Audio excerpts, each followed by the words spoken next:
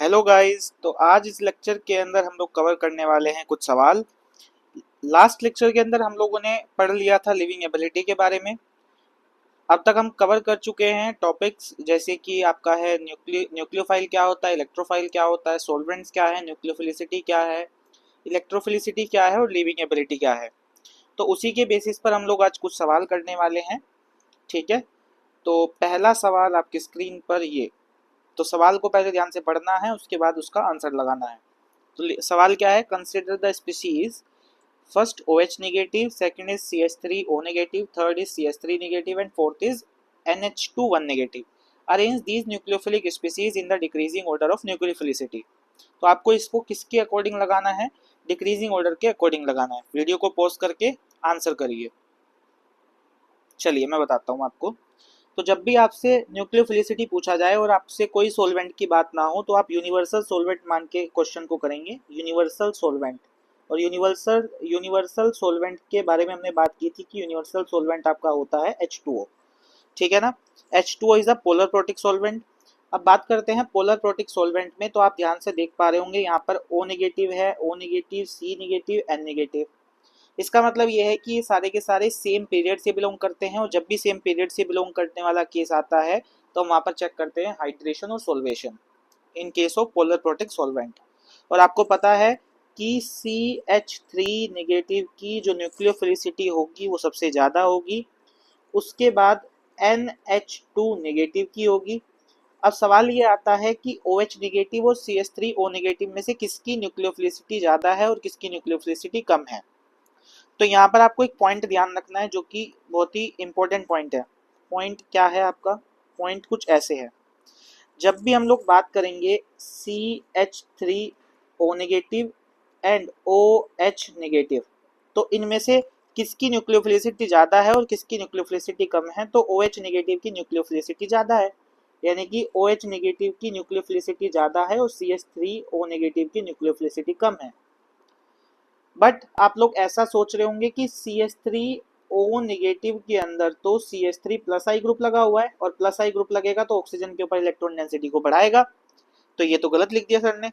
नहीं, इसका रीजन क्या है। इसका रीजन है कि अगर मैं एसिडिक स्ट्रेंथ की बात करूं, तो एसिडिक स्ट्रेंथ की अगर मैं बात करूं किसके अंदर, मैं मिथेनॉल और वाटर के अंदर एसिडिक स्ट्रेंथ की बात करता हूं। तो लास्ट क्लास में हम लोगों ने acidic strength of different different families की बात की थी। तो मिथेनॉल की एसिडिक स्ट्रेंथ ज़्यादा होती है वाटर से। ठीक है। अगर एसिडिक स्ट्रेंथ मिथेनॉल की ज़्यादा है वाटर से, तो अगर मैं बेसिक स्ट्रेंथ की बात करूं तो बेसिक स्ट्रेंथ इसका जस्ट अपोजिट हो जाएगा। क्या हो जाएगा बेसिक स्ट्रेंथ, बेसिक स्ट्रेंथ की बात करूं तो बेसिक स्ट्रेंथ OH नेगेटिव की ज़्यादा हो जाएगी। और जब भी सेम एटम की बात करते हैं, अब यहाँ ध्यान रखना है, जब भी हम लोग सेम एटम की बात करेंगे, जब भी हम लोग सेम एटम की बात करेंगे, सेम डोनर एटम होगा, जब भी सेम डोनर एटम होगा, तब जो बेसिक स्ट्रेंथ का ऑर्डर होगा और और न्यूक्लियोफिलिसिटी का ऑर्डर होगा वो सेम होगा। ये बात आपको ध्यान रखनी है, ये बहुत ही इंपॉर्टेंट पॉइंट है। तो अगर बेसिक स्ट्रेंथ का ऑर्डर ये है तो न्यूक्लियोफिलिसिटी का ऑर्डर भी यही रहेगा। जब आप इंटरनेट पर सर्च करेंगे, गूगल करेंगे, तो आपको इसका आंसर मिलेगा CH3 negative, NH2 negative, CH3O negative and OH negative, जो कि गलत है। Correct answer is this. ठीक है, विद प्रॉपर रीजन।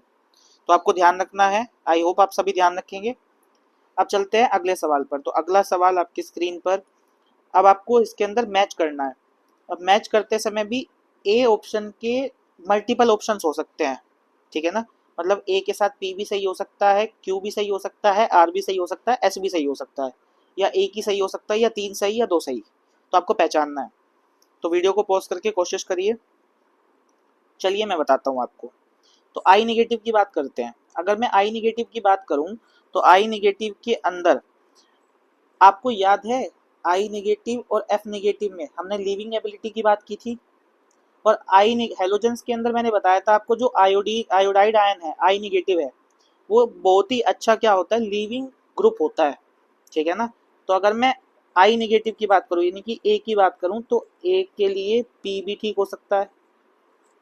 दूसरा हमने बात की थी कि लिविंग ग्रुप कौन अच्छा होता है, जिसका स्ट्रोंगर एसिड, जिसका कॉन्जुगेट एसिड स्ट्रोंग होगा। और कॉन्जुगेट एसिड किसका स्ट्रोंग होगा, जिसका जो बेस होगा वो वीक होगा। तो इसका मतलब अगर मैं आई निगेटिव की बात करता हूँ तो आई निगेटिव गुड लिविंग ग्रुप है, इसका मतलब ये बहुत ही ज़्यादा वीक क्या होगा, बेस।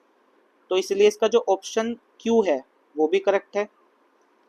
अगर मैं आर की बात करता हूँ, आर ऑप्शन में क्या दिया हुआ है, a good nucleophile in polar protic solvent. अगर आप याद कर पा रहे हैं तो हमने पोलर प्रोटिक सोलवेंट के अंदर हेलोजेंस की बात की थी और हमने बोला था कि वहां पर सोल्वेशन और या फिर हाइड्रेशन होगा, और जितना बड़ा आयन होगा उसका हाइड्रेशन उतना ही कम होगा, उतनी ही जल्दी वो निकल के भाग जाएगा। ठीक है ना, तो इसके लिए इसका आर भी ठीक होगा। ए पुअर लिविंग ग्रुप, जब गुड लिविंग ग्रुप हो गया तो पुअर तो होगा ही नहीं, तो ए का जो करेक्ट मैचिंग है वो पी क्यू आर तीनों है। अब बात करते हैं एफ निगेटिव की। अगर एफ निगेटिव की बात करते हैं, जब आई निगेटिव गुड लिविंग ग्रुप है, ठीक है ना, तो एफ निगेटिव क्या होगा, पुअर लिविंग ग्रुप। ठीक है ना, ऑब्वियसली। अगर ये F negative poor leaving group है तो इसका जो स्ट्रॉन्ग जो कॉन्जुगेट एसिड है वो स्ट्रॉन्ग नहीं होगा, वो वीक होगा, तो ये वीक बेस तो नहीं होगा। साथ ही साथ न्यूक्लियोफिलिसिटी की बात की जाए तो पोलर प्रोटिक सोलवेंट में इसका बहुत ही ज़्यादा अच्छा क्या हो जाता है, सोल्वेशन हाइड्रेशन हो जाता है ना, सोल्वेशन या हाइड्रेशन हो जाता है, जिसकी वजह से इसकी जो न्यूक्लियोफिलिसिटी है ये वो क्या हो जाती है, कम, तो ये अच्छा न्यूक्लियोफाइल नहीं कहलाएगा। तो इसके लिए जो करेक्ट आंसर होगा वो केवल और केवल क्या होगा, एस। तीसरा, थर्ड क्या है आपका, थर्ड आपके सामने है टोसिल। अगर हम टोसिल की बात करें तो टोसिल के अंदर पहला क्या है, एक गुड लिविंग ग्रुप। क्या टोसिल एक गुड लिविंग ग्रुप है, नहीं। जो टोसिल है वो गुड लिविंग ग्रुप, सॉरी, जो टोसिल है वो गुड लिविंग ग्रुप है बट गुड न्यूक्लियोफाइल नहीं है। ठीक है ना, उसका भी रीजन मैं बताऊंगा। गुड लिविंग ग्रुप क्यों है, क्योंकि जब ये निकल के जाएगा तो ये H पॉजिटिव के साथ एक स्ट्रोंगर कॉन्जुगेट एसिड बनाता है। Acidic strength of different families में हमने बात की थी, तो इसीलिए इसके लिए जो P होगा वो करेक्ट हो जाएगा। और अगर ये गुड लिविंग ग्रुप है तो इसका जो कॉन्जुगेट एसिड है वो स्ट्रोंग है, तो ये वेरी वीक बेस आएगा, तो इसलिए इसके लिए क्यू भी ठीक हो जाएगा। बट अगर मैं गुड न्यूक्लियोफाइल की बात करूं तो ये गुड न्यूक्लियोफाइल नहीं होगा। उसका क्या रीजन है, उसका रीजन ये नहीं है कि इसका साइज बड़ा है, उसका रीजन ये है कि इसके अंदर जो ये निगेटिव है, ठीक है ना, जो ये लोन पेयर है, ये जो चार्ज है वो रेजोनेंस में है। ठीक है ना, और हमें क्या चाहिए, हमें चार्ज डेंसिटी ज्यादा चाहिए। अगर चार्ज डेंसिटी ज्यादा होगी तभी तो वो न्यूक्लियोफाइल बहुत अच्छा होगा। ठीक है ना, तो इसीलिए ये अच्छा न्यूक्लियोफाइल नहीं होता। पुअर लिविंग ग्रुप जब गुड हो गया तो पुअर तो होगा ही नहीं।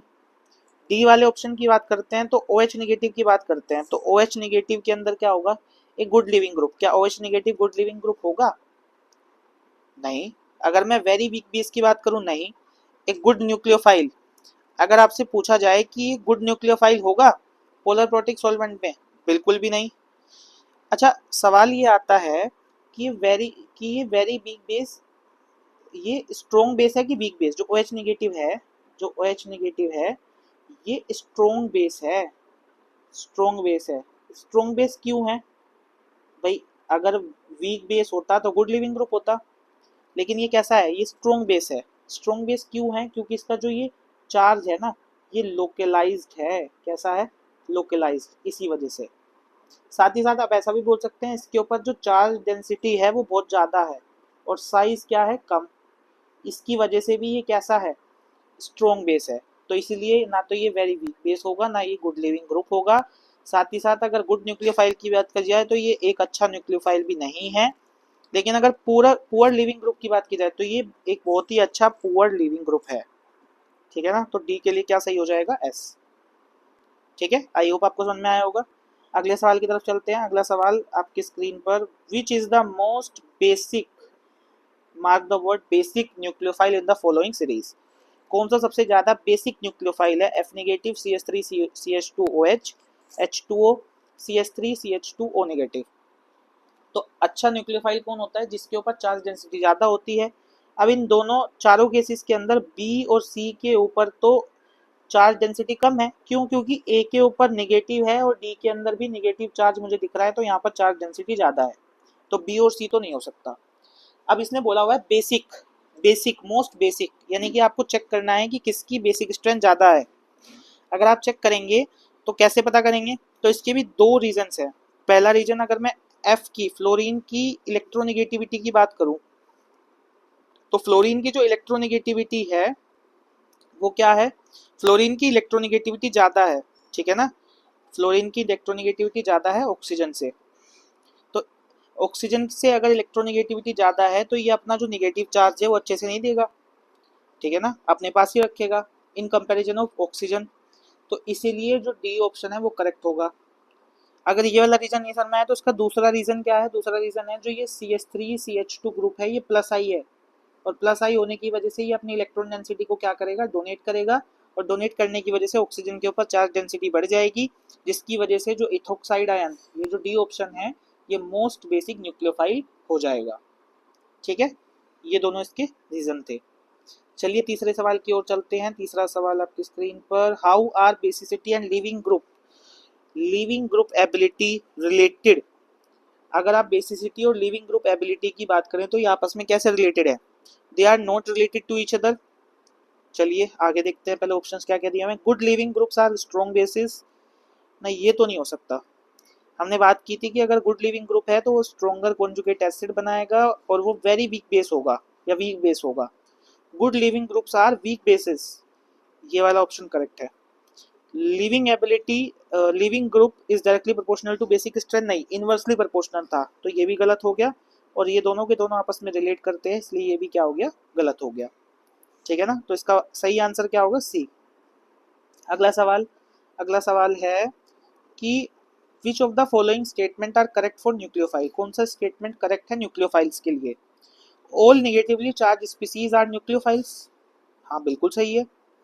अगर मैं बात करूं आपसे एग्जाम्पल की, यहाँ पर किसका एग्जाम्पल क्या क्या हो सकता है, OH निगेटिव, ठीक है ना, CN निगेटिव, ये सब क्या थे आपके निगेटिवली चार्ज न्यूक्लियोफाइल ही तो थे, ठीक है ना।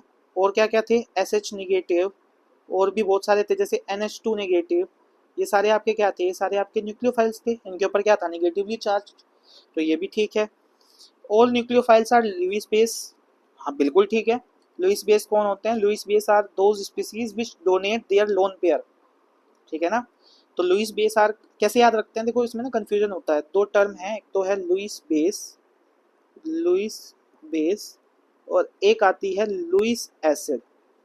तो आपको लुईस एसिड याद रखनी है, कैसे याद रखनी है, Lewis acid LA, lone pair acceptor, lone pair acceptor, इसका अपोजिट होगा Lewis base, lone pair donor, ऐसे याद रखना है।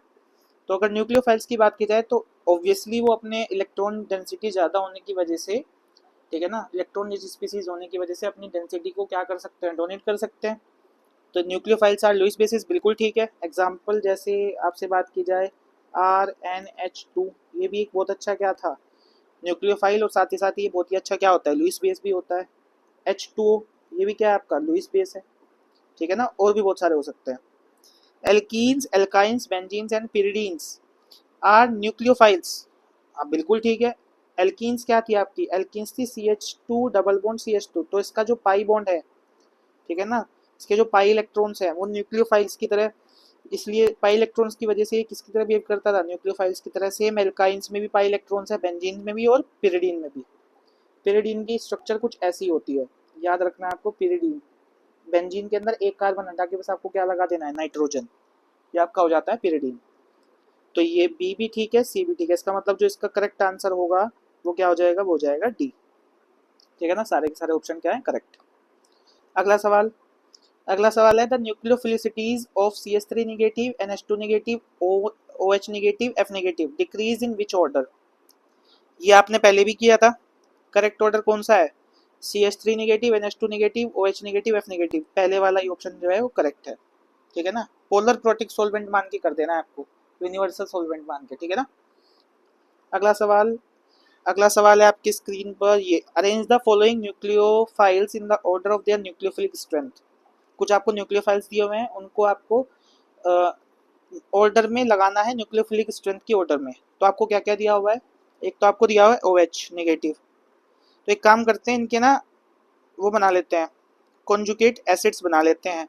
तो कॉन्जुगेट एसिड क्या होगा, अगर मैं OH नेगेटिव की बात करूं तो OH नेगेटिव का तो होगा H2O, CH3COO नेगेटिव का होगा CH3COOH, ठीक है ना, और इसका हो जाएगा CH3OH, और इसका हो जाएगा C6H5OH। ऐसा क्यों किया मैंने, अगर आप सारे के सारे ऑप्शंस ध्यान से देख पा रहे हैं तो सब में डोनर एटम सेम है, और जब भी डोनर एटम सेम होता है तो जो बेसिक स्ट्रेंथ और न्यूक्लियोफिलिसिटी का ऑर्डर होता है वो सेम होता है। अभी ऊपर मैंने बात की थी, ठीक है ना। तो मैं क्या कर रहा हूँ, मैं इनकी एसिडिक स्ट्रेंथ पता कर लूंगा, ठीक है। और एसिडिक स्ट्रेंथ के अगर ऑर्डर की बात करूँ तो मैंने आपको लिखवाया था डिफरेंट फैमिलीज में। कैसे, अगर मैं इसको 1 बोल दूँ, इसको 2 बोल दूँ, इसको 3 बोल दूँ और इसको 4 बोल दूँ, तो जो एसिडिक स्ट्रेंथ होगी वो एसिटिक एसिड की तो सबसे ज़्यादा होगी। उसके बाद किसकी होगी, उसके बाद होगा आपका फिनोल, फिर आता है आपका मिथेनॉल और फिर आता है आपका वाटर। इसका मतलब अगर मैं बेसिक स्ट्रेंथ की बात करूं तो बेसिक स्ट्रेंथ इसका जस्ट क्या हो जाएगा, अपोजिट। और न्यूक्लियोफिलिसिटी का ऑर्डर भी क्या हो जाएगा, इसका जस्ट अपोजिट। तो क्या आ जाएगा, 2 4 3 1। 2 वाला कौन सा है, एसिटिक एसिड यानी कि एसिटेटाइन की सबसे कम। ए तो गलत हो गया, सी भी गलत हो गया। अब बात आती है बी और डी में से। बी और डी में से जब आप आंसर मैच करेंगे 4 4 यानी कि फिनोल, यानी कि B option is correct, D भी गलत हो गया। ऐसे आपको करना है, ठीक है ना। सारे पॉइंट्स को ध्यान रखना है, रिवीजन करते रहना है, और इस वाले पॉइंट को और ऐड कर लेना है कि जब भी डोनर एटम सेम होता है तो न्यूक्लियोफिलिसिटी और बेसिसिटी का जो ऑर्डर होता है वो सेम रहता है, ठीक है ना। अगला सवाल, अगला सवाल है the correct order of leaving group tendency is. Leaving group tendency का जो करेक्ट ऑर्डर होगा वो क्या होगा। लीविंग ग्रुप टेंडेंसी हमने इसके बारे में बात की थी, और लीविंग ग्रुप टेंडेंसी किसकी ज़्यादा होती है, जिसका जो कॉन्जुगेट एसिड होता है वो स्ट्रॉन्ग होता है, ठीक है ना। और कॉन्जुगेट एसिड किसका स्ट्रॉन्ग होता है, एच का। तो ऑप्शन बी और सी तो गलत हो गया। फिर बात करते हैं उसके बाद क्या आता है, HBr, तो ऑप्शन डी भी गलत हो गया। तो ए ऑप्शन क्या हो जाएगा, करेक्ट। अगला question, the most reactive nucleophile among the following is. Option A B C D, कौन सा करेक्ट होगा। तो इसके लिए आप जानते हैं कि न्यूक्लियोफिलिसिटी जो होती है वो, अगर डोनर एटम सेम होता है, for same donor atom, for same donor atom, जो न्यूक्लियोफिलिसिटी होती है वो इन्वर्सली प्रोपोर्शनल होती है स्टेरिक हिंड्रेंस के। Nucleophilicity is inversely proportional to steric hindrance. जहाँ पर स्टेरिक हिंड्रेंस कम होगा वहाँ पर न्यूक्लियोफिलिसिटी जो होगी वो ज़्यादा होगी, यानी कि मोस्ट रिएक्टिव न्यूक्लियोफाइल होगा, ऑप्शन ए इज करेक्ट। अगला सवाल, अगला सवाल है विच of the following is not an electrophile. ठीक है ना, शॉर्ट फॉर्म में लिखा हुआ है ना इलेक्ट्रोफाइल, कौन सा इलेक्ट्रोफाइल नहीं होगा। तो option A B C D. तो डी की बात करें तो डी के पास क्या है, वैकेंट डी ऑर्बिटल है, ठीक है ना। वैकेंट डी ऑर्बिटल है जिसकी वजह से किसकी तरह बिहेव करेगा, इलेक्ट्रोफाइल की तरह। NO2 के पास भी क्या है, NO2 के पास भी वैकेंट ऑर्बिटल है। अगर मैं BF3 की बात करूं तो इसके पास भी वैकेंट ऑर्बिटल है, ठीक है। फिर बात करता हूँ इसकी, तो ये क्या है आपका, ये है CH2 डबल बॉन्ड CH2, और ये आपका इलेक्ट्रोफाइल नहीं है, ये आपका एक न्यूक्लियोफाइल है। ये क्या आपका न्यूक्लियोफाइल, तो इसका जो करेक्ट आंसर हो जाएगा वो हो जाएगा ए। तो आई होप आपको समझ में आया होगा। नहीं समझ में आया तो आप इसको एक बार अपने कॉन्सेप्ट्स को, अपने नोट्स को एक बार रिवाइज करिए, फिर दोबारा से वीडियो को देखिए तो आपको समझ में आ जाएगा, ठीक है। और रिवीजन करते रहिए। और अगली वीडियो को, अगली क्लास में जो हमारा गोल रहने वाला है, गोल्स फॉर नेक्स्ट क्लास, वो रहने वाला है molecular molecular orbital approach. Molecular orbital approach ये क्या है, इसके बारे में एक बेसिक आइडिया मैं आपको दे देता हूँ। अब तक हमने जान लिया कि किसी भी ऑर्गेनिक रिएक्शन के अंदर हमारा सबस्ट्रेट होगा, ठीक है, सबस्ट्रेट। ये सबस्ट्रेट के साथ कोई अटैकिंग रिएजेंट होगा जो कि आपका न्यूक्लियोफाइल या फिर इलेक्ट्रोफाइल कोई सा भी हो सकता है। ये इसके ऊपर अटैक करेगा। ये सब काम किसी सॉल्वेंट के अंदर होगा, सॉल्वेंट की हम बात कर चुके। इससे आपकी एक ट्रांजिशन स्टेट बनेगी या फिर आपका बनेगा इंटरमीडिएट, और इससे क्या बनेगा, प्रोडक्ट। तो होगा क्या, जब ये न्यूक्लियोफाइल और इलेक्ट्रोफाइल ये अटैकिंग रिएजेंट सबस्ट्रेट के साथ रिएक्शन करेंगे तो इनके अंदर जो इलेक्ट्रॉन्स का ट्रांसफर होगा, ठीक है ना, इलेक्ट्रॉन्स इधर से उधर जाएंगे, या जो चार्ज डेंसिटी इधर से उधर जाएगी, वो ऑर्बिटल्स के अंदर कैसे क्या हो रहा है उसके बारे में ही हमें जानना है। जिसका आइडिया मिलने के बाद जब भी हम मैकेनिज्म की बात करेंगे तो उसके अंदर आपको चीज़ें एकदम से क्लियर हो जाएंगी कि किसके ऑर्बिटल से किसके साथ किसके पास क्या जाएगा, कौन से इलेक्ट्रॉन्स कहाँ जाएंगे, वो सब आपको क्लियर हो जाएगा, ठीक है।